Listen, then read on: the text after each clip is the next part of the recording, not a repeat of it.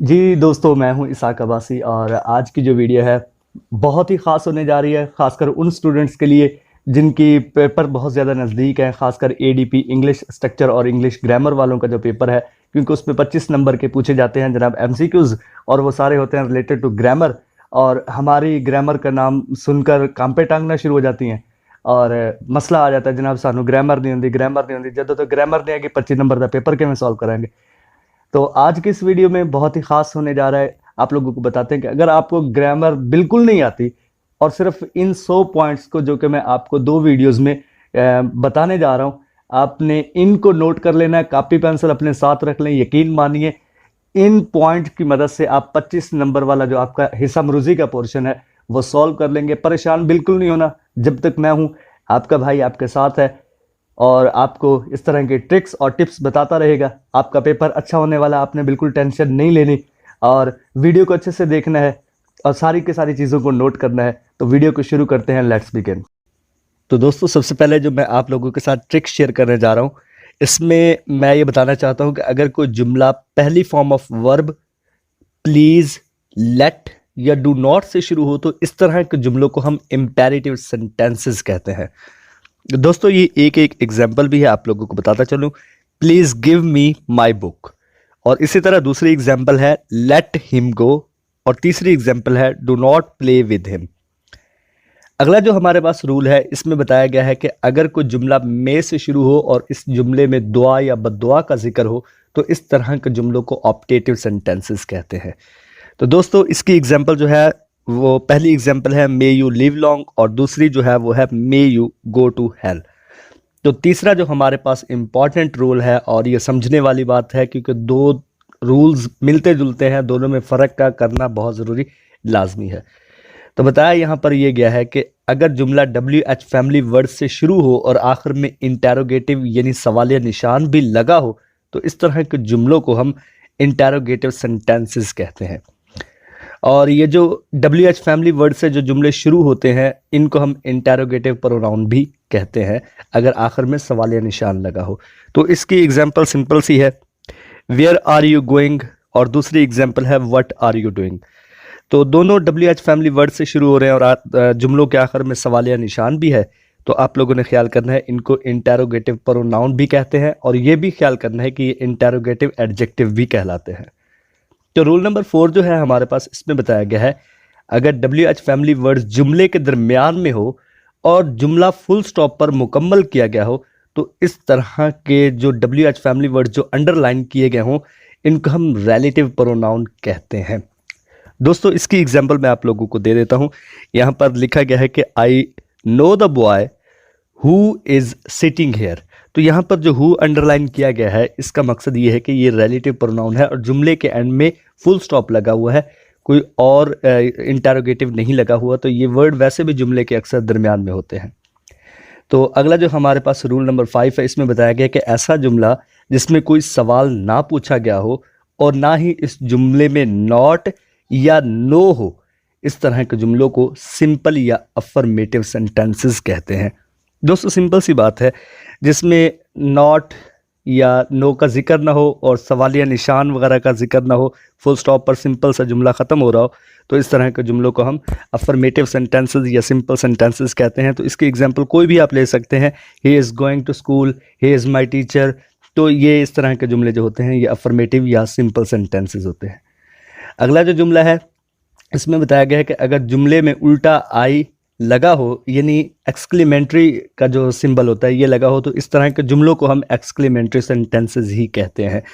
तो इसकी एग्जांपल यहाँ पर मैं आपको बता देता हूँ, व्हाट अ ब्यूटीफुल डे। तो ये जो आखिर में उल्टा बल लगा हुआ है एक्सक्लेमेंट्री का, इसको हम जुमले को भी हम एक्सक्लेमेंट्री सेंटेंस कहेंगे। तो दोस्तों, जो नेक्स्ट हमारे पास रूल है, इसमें बताया गया है कि अगर किसी शख्स का दूसरे शख्स से कंपैरिजन या मुआवजा ना किया गया हो और इस शख्स के साथ हम प्रॉपर एडजेक्टिव यानी एडजेक्टिव की असल हालत ही लगाते हैं। तो यहाँ पर मैं आपको एग्जांपल भी दे देता हूँ, he is a wise person. यहाँ पर जो ही है, जो हम प्रोनाउन यूज़ कर रहे हैं, इसमें हम ही का किसी दूसरे शख्स के साथ कंपैरिजन नहीं कर रहे, तो इसीलिए हमने वाइज को वाइज ही रखा है। और ये जो वाइज है ये प्रॉपर एडजेक्टिव कहलाता है, यानी एडजेक्टिव की असल हालत। तो दूसरा जो हमारे पास इससे नेक्स्ट वाला जो रूल है, इसमें ये बताया गया है कि अगर किसी शख्स का मुआवजा किसी दूसरे शख्स के साथ किया गया हो तो तब हम क्या करते हैं, इस तरह के मुआवजा करने का जो अमल है इसको हम कंपैरेटिव सेंटेंसेस कहते हैं, यानी कंपैरेटिव एडजेक्टिव भी कहते हैं। तो दोस्तों इसके लिए नेक्स्ट जो हमारे पास रूल है ये हमने किस तरह बनाने होते हैं, तो इसमें हम क्या करते हैं कि जो हमारे पास प्रॉपर एडजेक्टिव होता है इसमें हमने ई आर लगा देना होता है। तो इसकी एग्जांपल मैं इसी जो ये वाला जो सेंटेंस है इसी से रिलेटेड मैं आपको एग्जांपल दे देता हूँ कि he is visor then Ali. यहाँ पर ही का जो कंपैरिजन किया जा रहा है वो दूसरे शख्स अली के साथ किया जा रहा है। तो यहाँ पर हमने वाइज जो हमारे पास प्रॉपर एडजेक्टिव है उसी को हमने ई आर लगा कर बना दिया है। तो दोस्तों यहाँ पर जो नेक्स्ट हमारे पास रूल है इसमें यह बताया गया है कि कुछ ऐसे अल्फाज होते हैं जिनके साथ ई आर नहीं लगाया जा सकता। इन अल्फाज के साथ मोर लगाकर प्रॉपर एडजेक्टिव लगा दिया जाता है जब हम दो बंदों के दरमियान कंपैरिजन कर रहे हो। ये कुछ वर्ड होते हैं जैसे कि ब्यूटीफुल हो गया, ब्लैक हो गया, इंटेलिजेंट हो गया। इस तरह के अल्फाज के साथ हमें जो होता है वो ब्यूटीफुलर नहीं हम कर सकते, ब्लैकर नहीं कर सकते और ना ही हम इंटेलिजेंटर नहीं कर सकते। तो इस तरह के अल्फाज का जब हम दो बंदों के दरमियान कंपैरिजन कर रहे होते हैं तो यानी कंपैरेटिव डिग्री का इस्तेमाल करते हैं तो फिर हमें वर्ड मोर लगाना पड़ता है। तो एग्जाम्पल भी आप लोगों को दे देता हूँ, she is more beautiful then her sister. यहाँ पर हमने ब्यूटीफुल यानी प्रॉपर एडजेक्टिव से पहले मोर का इस्तेमाल किया है। नेक्स्ट रूल जो यहाँ पर बताया गया है वो ये बताया गया है कि ई आर या मोर वाली डिग्री को हम कंपैरेटिव डिग्री या कंपैरेटिव एडजेक्टिव भी कहते हैं। ज़ाहिर सी बात है दोस्तों, ये दो बंदों के दरमियान मुआवजा करना जो होता है वो कंपैरेटिव डिग्री से हम करते हैं। तो ई आर वाला हो गया या मोर वाली जो डिग्री होती है इसको हम कंपैरेटिव डिग्री कहते हैं। याद रखना आप लोगों ने, एमसीक्यूज़ के लिए बहुत ज़्यादा इंपॉर्टेंट ये पॉइंट्स है। नेक्स्ट जो हमारे पास रूल है इसमें बताया गया है कि अगर एक शख्स का मुआवजा तीन लोगों से ज़्यादा करवाया जाए तो तब इस तरह के मुआवजे को हम सुपरलेटिव डिग्री के ज़रिए करते हैं। यानी सुपरलेटिव डिग्री क्या होता है, जिसमें हम ई एस टी का इजाफा कर देते हैं, यानी भी प्रॉपर एडजेक्टिव के साथ ई एस टी का इजाफा करते हैं। तो दोस्तों जो नेक्स्ट हमारे पास रूल है, सुपरलेटिव डिग्री में प्रॉपर एडजेक्टिव के साथ ई एस टी लगा दिया जाता है। यही हमारा नेक्स्ट रूल है जो कि आप लोगों को बता दिया है। तो इसमें एग्जाम्पल कैसे बनेगी, एग्जाम्पल ऐसे बनती है कि he is the tallest boy in our class. यहाँ पर द टॉलेस्ट हमने लिखा है मीन्स टॉल के साथ जो हमारी प्रॉपर एडजेक्टिव है इसके साथ हमने ई एस टी लगा दिया। और ये आप लोगों ने लाजमी याद रखना है कि जब भी हम ई एस टी वाली यानी तीन से ज़्यादा बंदों के दरमियान या तीन लोगों के दरमियान हम कंपैरिजन करते हैं एक शख्स का, तो तब हम क्या करते हैं, उनके साथ ई एस टी लगा देते हैं। तो दोस्तों नेक्स्ट जो हमारे पास पॉइंट है इसमें ये बताया गया है कि कुछ ऐसे अल्फाज होते हैं जिनके साथ ई एस टी नहीं लगता, तब हम द मोस्ट लगाकर प्रॉपर एडजेक्टिव लिखते हैं। यानी भी वही वाला जिनके साथ ऐसे अल्फाज जिनके साथ हम ई आर नहीं लगा सकते उन्हीं अल्फाज के साथ हम ई एस टी भी नहीं लगा सकते। तो इसका जो सिंपल सा ट्रिक यही है कि हम उन्हीं अल्फाज के साथ क्या करें, द मोस्ट लगाएं और फिर हम प्रॉपर एडजेक्टिव लगाएं। मीन्स प्रॉपर एडजेक्टिव जो एडजेक्टिव की असल हालत होती है। तो यहाँ पर एग्जाम्पल भी दी गई है, she is most beautiful in our class. तो ये इसकी जनाब एग्जाम्पल है। और नेक्स्ट पॉइंट की जानब बढ़ते हैं। इसमें बताया गया है कि इंडिपेंडेंट क्लॉज वो होती है जो अपना मीनिंग खुद रखती है और ये जुमले में खुद सेंस को मुकम्मल करती है। दोस्तों बहुत सी काइंड्स होती हैं क्लॉजेस की, तो इसमें जो इंडिपेंडेंट क्लॉज वो होती है जो अपना मीनिंग खुद रखती है।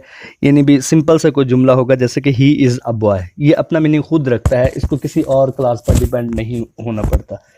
तो इसके बाद का जो हमारा रूल है इसमें बताया गया है कि डिपेंडेंट क्लॉजेस वो होती हैं जिसे अपना मानी पूरा करने के लिए किसी दूसरी क्लास की ज़रूरत होती है। तो यहाँ पर मैं आपको एक एग्जांपल दे देता हूँ। ये he said I am a poor person. तो यहाँ पर ही सेड जो लिखा गया है ये एक ऐसी क्लास है जो कि डिपेंडेड है और ये डिपेंड कर रही है I am a poor person पर। I am a poor person एक इंडिपेंडेंट क्लॉज है, अपना मीनिंग रखती है, और जो डिपेंडेंट क्लॉज है यहाँ पर ही सेड है।